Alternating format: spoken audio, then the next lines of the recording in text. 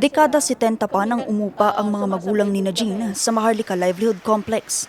Dahil sa pagtitinda ng mga gown costumes at mga antiques, nakapagtapos silang 5 magkakapatid sa pag-aaral. Kaya sa pagmahal ng mga bilihin, malaking tulong daw ang kanilang negosyo para sa kanilang pang-araw-araw na pangangailangan. Kaya naman malaking hamon sa kanila ngayon ang nakaambang pagtaas ng kanilang upa. Hindi ho ngayon lang kami umaksyon. We have been giving the letters na receive naman po ng mga council. Kaya lang, deadma. Meaning, wala ho silang sagot sa mga sulat namin.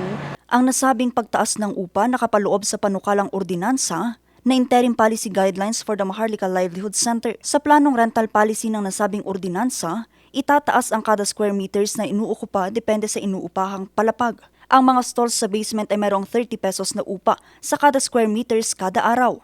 Sa loob ng isang buwan, papalo sa 900 pesos ang kanilang babayaran sa kada square meters.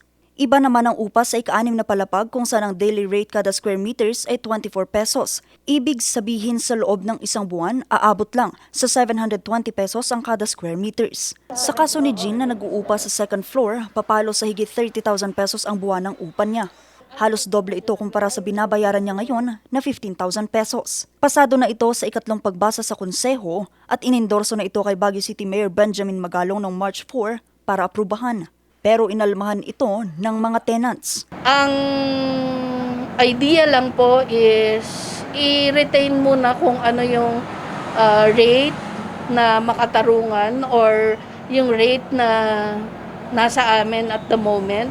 Kasi gusto ko rin pong i-emphasize that HSDC and MLC forced us to transfer the ownership of the stalls from our parents to us. So, gumastos ho kami doon. Ang kanilang hinaing ipinaabot nila kay Councilor Paulo Salvosa na siyang committee chairman ng Committee on Law and Governance sa Konseho ng Lungsod. Parang unfair naman yun sa dahil masyadong malaki. Hindi yun kakayanin ng maliliit na negosyante na kagaya namin. May domino effect yun pagka magtaas ang city ng rent doon sa mga trabahante namin. Baka maisasara namin yung negosyo namin at saka yung consumer namin hindi nila kayang mag-avail pa rin ng services namin dyan sa Maharlika. Remember, yung Maharlika is nandyan sa market side. So, hindi naman kami kagaya doon sa mga high-end. So, wala naman kami natanggap na counter proposal. Essentially, ang nila is baka pwedeng gradual sa mga naghihirap mag-adjust.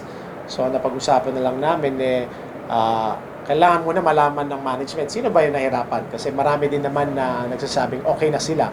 Medyo malapit na yung rate nila doon. Kasi marami tayong mga kasama doon na yung rate nila, 1970s pa na set. Parang 2 pesos per square meter per day. No? So, yun, naayos yun ng City Council. Pero yun, siyempre, hindi sila pare-pareho ng sitwasyon. Pero paglilinaw ni Councilor Salvosa, maaari pa naman daw itong ibaba at hindi pa ito pinal. Bagamat walang kasiguraduhan kung ano ang magiging desisyon sa hinaing ng mga tenants, umaasa silang matutugunan ang kanilang hiling. Vanessa Bugtong, RNG News.